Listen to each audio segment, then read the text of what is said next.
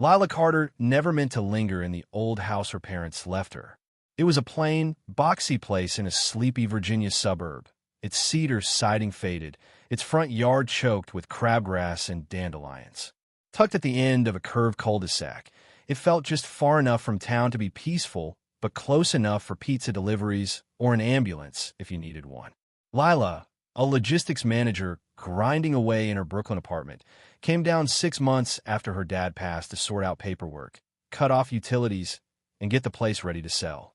But something about the creaky back porch, the way sunlight spilled through the kitchen window in the late afternoon, held her there. 2 months later, she was still typing emails by morning and wrestling with the yard by afternoon, finding a strange calm in taming the overgrown mess with her own hands. It was one of those quiet spring afternoons when everything changed. Lila was crouched by the northern fence, old jeans streaked with dirt, gloved hands yanking out invasive ivy that tangled where her family's land met the neighboring lot. The neighbors, the Grays Tom and Susan, retirees in their late 60s shad, lived next door for decades. Lila barely knew them, just vague memories of stiff waves from her childhood VY sits. Susan, though, was always out there, clipping hedges that didn't need it, bossing delivery drivers like she owned the street, rearranging her lawn gnomes with military precision. Lila hadn't spoken to her beyond a nod, but she'd already caught the VYB. Susan ran this block, or at least thought she did. That Tuesday, Lila was prying up half-buried bricks, probably an old garden border, when a county patrol car rolled up, slow and deliberate. No sirens. 2 officers stepped out, hands on belts, calm but watchful. The taller one, sunglasses perched on his head, spoke first.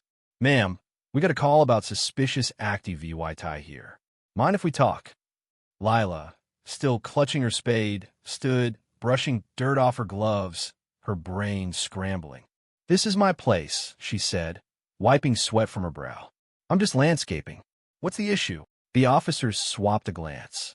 Neighbor reported digging near their land, possibly MOVYing property markers. They're worried about boundary tampering. Lila let out a half laugh, half sigh. "I'm pulling weeds. The markers are untouched. Go look." They did, strolling the patch she'd cleared, jotting notes. "Nothing illegal here," the taller one said. "Just doing our job. Sorry for the bother." But before they left, he paused. "Heads up, this isn't the first time your neighbors called. Your dad had a boundary spat with them a while back." Lila stood frozen after they drove off, staring at the rickety fence, then the dirt under her boots. She wasn't mad, not yet. It was more like a heavy tiredness, like someone had handed her a puzzle with half the pieces missing. Susan's territorial streak was OBVY us, but calling the cops over weeding? That was next level. That night, Lila dug through her dad's old files in the hallway closet. Under stacks of tax forms and receipts, she found a notarized survey map from 15 years ago. It showed her property line with crystal clarity, and the fence sat 6 feet inside her land. Susan's hostas, her gravel path, her creeping VY-ness, all on Lila's side. Lila didn't sleep much. It wasn't the fight brewing that kept her up. It was the certainty of what kind it'd be. Susan hadn't called the cops out of fear. She'd done to flex power. And if her message was, "Stay off what we've claimed," Lila knew exactly what came next. She wasn't looking for a war, but she wasn't about to let someone bully her with police VY sits and lawn gnomes. Lila worked in logistics. She knew systems, paperwork, escalation. Next morning, she called a licensed surveyor and booked a formal assessment, requesting a digital map for any disputes. She got quotes from a contractor for a temporary trench to mark the line. Nothing permanent, just clear. She watched Susan that afternoon, watering flowers along the disputed strip like she owned it, and something shifted in Lila. She'd come to sell. Now, she wasn't so sure.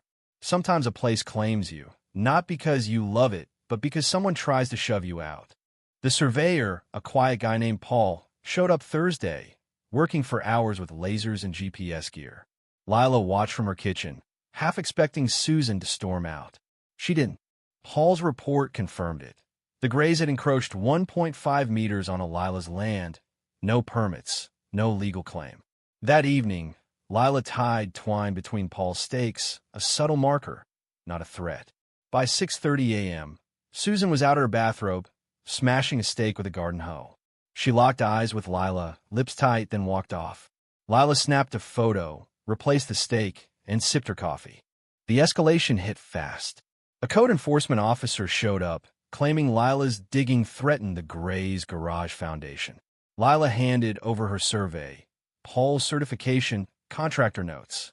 The officer, annoyed but outmaneuvered, muttered, "You've done your homework," and left, warning of a file for future complaints. Susan's game was clear: death by paperwork, bureaucracy as a weapon. That night, Lila caught Susan pacing the fence with a flashlight, pretending to search but clearly watching. Lila didn't bite. She mailed the Grays a certified letter, neutral and factual, confirming the property line with the survey attached. Susan stopped while VYing. Tom, usually in VY Cybele, started hovering by their gate, checking it obsessively. Then came the trench. A landscaping truck delivered gravel and timber, and Lila's crew dug a shallow drainage ditch along the legal line approved, non-invasive functional. Susan exploded, storming out in a floral tunic, yelling loud enough for the block to hear. "What's this mess, Lila?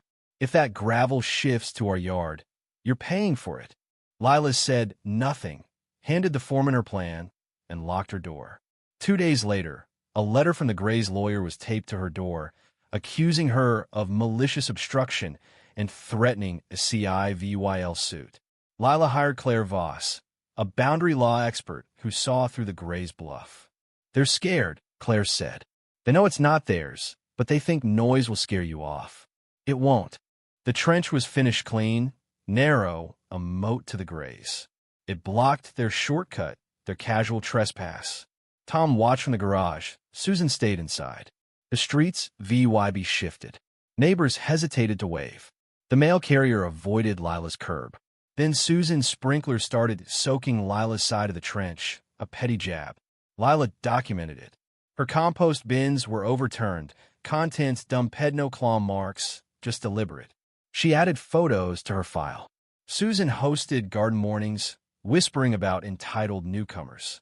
Neighbors stopped meeting Lila's eyes. One even said, "Susan claims you're building a wall to ruin their yard before you sell." Lila wasn't selling, but the rumor stung. She fought back quietly. Motion lights went up. Cameras streamed to the cloud. A letter from a property consultant claimed Lila's trench caused erosion to the Gray's driveway baseless, but meant to spook her. Lila's engineer, Victor, debunked it. No erosion, no code violations. She sent the report to Claire, who fired back, demanding the Grays pay for any inspection. Then came broken glass by her gate, window shards placed deliberately. Lila called the police, who logged it, but couldn't prove intent. She added floodlights. A fake utility inspector showed up, sent by the Grays. Lila sent him packing and reported it. Her gate was unlatched one night, untouched but opina-chilling taunt. A shady real estate guy offered to buy her out, hinting at existing issues. Lila shut him down, smelling Susan's hand. She filed a CIVYL suit, not just against the Grays, but their tactics trespass, harassment, interference. Her EVY Denke was ironclad. Logs, VY Deos, reports. The hearing was no circus, just a gray courthouse and a tired judge. Lila and Claire brought binders of proof. The Gray's lawyer rambled about community tradition. Claire laid out the deed, survey, photos, of VY Deo of Susan dumping trash. The judge cut through. "Show me a legal easement." They couldn't. He ruled for Lila, barred the Grays from the trench, and warned against further stunts.